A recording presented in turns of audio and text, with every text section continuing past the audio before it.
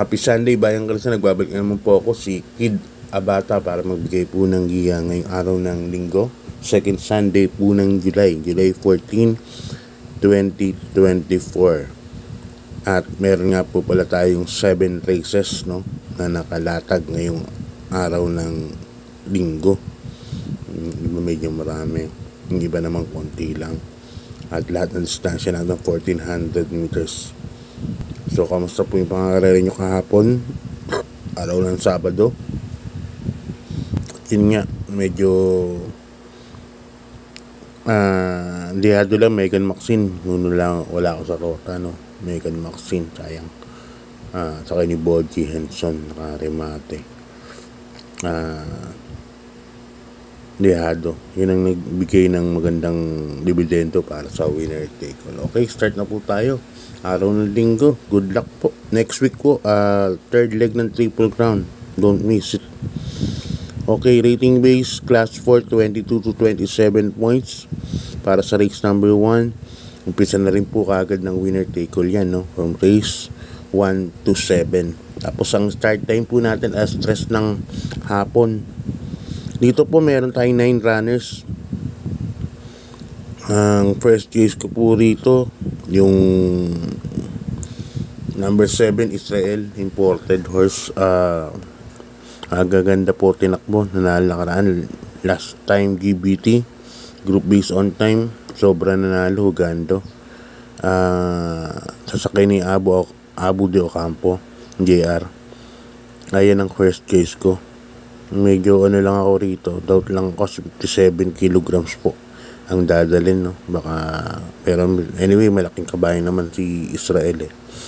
So, yan ang first choice ko, number 7, Israel. Second choice ko, number 2, Full Combat Order.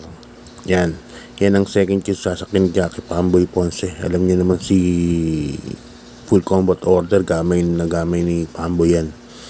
Kaya, dyan ako. Saka nakaraan, nanalo yan, 1.28, tinalo si Islam. Ano ba to? Halos parehas lang sila ni Israel. Kaya si Israel yung nanalo, eh. Hugando. 2 ako para sa race number 1. Okay, Bayang Kalista, lipat tayo sa race number 2. Isang rating base class 5, 6 points to 10 points split group. Yan, umpisa ng pick 6 from races 2 to 7.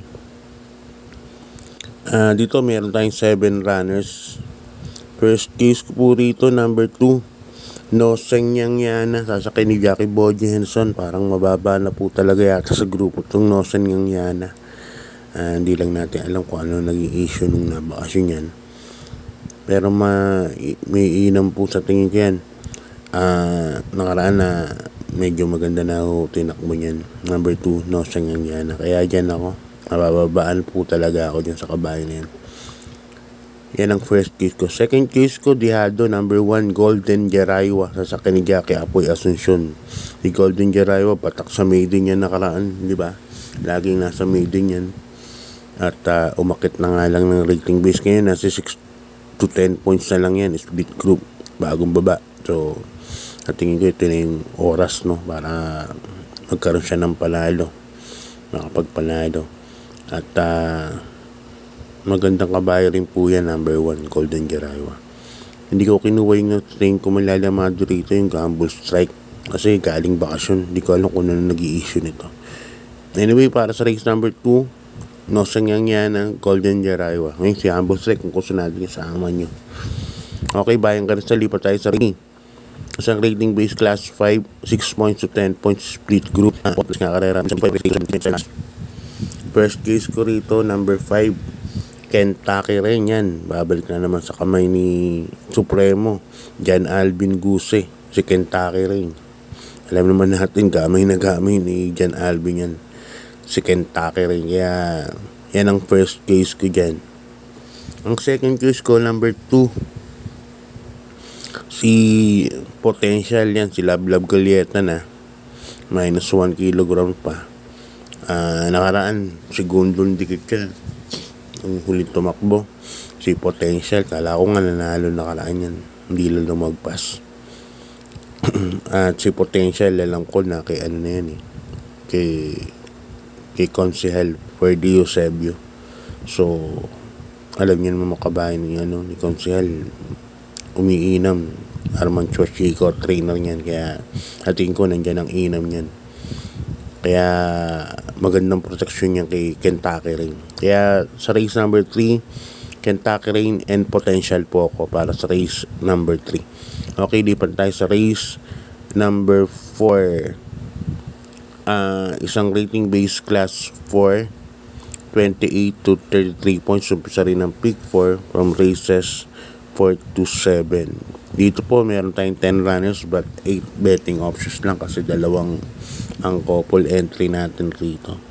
Yung numero 1 at saka numero 9. Speaking of couple entries, yan ang first case ko. Yung numero 1 na couple entries para sa imported American Paria at nasasakyan ni Jackie J.B. Hernandez, and 1A Savovani nasasakyan ni Jackie Pabs Cabalejo. Diyan po ako lalagay. Tingin ko medyo dehado pa to, segundo limado siguro o third choice. Yan ang first case yan. Couple entry, imported runners, American Paria and Savovani. Second case ko, number 8. Yan, to nagbabalik. Galing sa mahabang bakasyon. Number 8, Bravo. Ang sakyan ni Jackie King Flores. Kilala niyo naman siguro si Bravo kung sino kinakalaban. Lumalaban po ng stakes race din po dati yan. Kaya tingin ko hindi na ibabalik ng pista yan kung hindi pa maayos. Tingin maayos na yan. So race number 4, 1-8 po ako para sa race number 4. Okay, bayan Crystal, lipat tayo sa race number 5. Isang rating base class 5 points split group mga placers. Yan. Dito meron po tayong 6 runners lang. First case ko tsaka ni Supremo, number 1, may Dear Magnolia. Actually, nakita ko tong 6 na to. Hindi ko alam kung sino mauuna rito. Tingin ko baka si Baling Rigit na rin ipaunan rito ni Pinog Rivera, no? Sasakyan ni Jordan Guerra.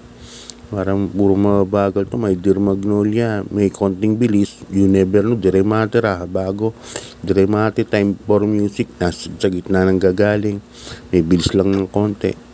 Carmen Luck, lagi naman nasa huli yan. So tingin ko Baling Rigit ang bandera dito, no? Baka ipilit na ni Pinog na iubo na to si Baling Rigit. Kaya ang first case ko, number 1, may Dear Magnolia. Kasi yan, nasusunod kagad yan. Sa kanil Alvin Guse. Ang second case ko, yung numero 5, Baling Rigit. Sa kanil Jordan Guerra. Baka ipauna ng pilit ni Jordan Guerra to. Ni Pinog Rivera kay Jordan to. At kapag yan, nakabuo yan, alam niyo si Baling Rigit, may second win pa po yan. Okay, lipat na po tayo sa penultimate race. Bayang karerista, isang rating base class 5, 11 points to 15 points split group. Distance na nga natin 1,400 meters lahat, no? Dito meron tayong 10 runners but 9 betting options lang. Yan. First case ko rito, ito medyo dehado, hindi ko alam kung lalaban kasi nasa ratings 11 na, no? Isang takbo nilang bababa na. Pero dito ako sa number 4, Jenks Had Enough. Sana ilaban ng sana bigyan ng importansya ng connection to sa sakin ng Jackie J.D. Calagos. Nag-uuno 28 po ito sa 1,400 meters at magandang kabayo to na puti, no? Kaya yan ang first case ko, sana ilaban. Number 4, Jenks Had Enough. Dihado pa po yan. Second case ko, yung malalim ang tingin ko, number 2, Animal Lasal, batak sa GBT, group based on time, tsaka ni Boji Henson, may kakampi pang Caraga Wonder. Kaya yan ang second case ko dyan. Si Animal Lasal, 1.27, 1.28 rin yata, 1.28 media. Ang tempo lagi yan. Maglalagay ang third case, number 7, My Star. Yan, sasakay ni Jackie Patti Ramos Dilema. Okay, bayang kalita, lipan tayo sa last race. Isang rating base class 5, 11 points to 15 points split group. Dito po may 10 runners po tayo. Ang first choice ko po, numero 10, Piece of Cake, sa ni Jackie Boji Henson. Ang ganda ng numero. Tapos may mga mabibilis sila, Malibu Bell. Sino pa ba? Heavyweight, may konting bills. Money for Bipan. Piece of Cake kasi pwede pong iuna, pwede pong isunod yan. At dyan po ako lalagay as my first choice. Number 10, Piece of Cake. Second choice ko yung galing sa bakasyon, number 9, Money for Biffany, sa ni Jackie Abu de Ocampo. Yung Money for Biffany, mainam din po yan. Pwede pong iuna, pwede rin sunod. Kaya yan ang second choice ko dyan, number 9, Money for Biffany. Lalagay ako ng third choice, number 7, Heavyweight, sa ni Jackie Alison Pabilik. Yan. Ito pwedeng pa rin matihin to. At saka nanalo sa grupo na to, yung kabayan na yan, si number 7, Heavyweight. Kaya dito sa last race, 10-9-7 po ang pili ko. Okay, shout out muna, no. Happy birthday kay Boss Rodrick Ortega. Yan, ngayong araw na din kayo, July 14, galing kay brother niya, no, kay Boss Reynaldo Ortega. Yan, happy birthday sa'yo, Boss Rodrick Ortega. Sana magtamasa ka ngayong araw ng linggo, birthday mo.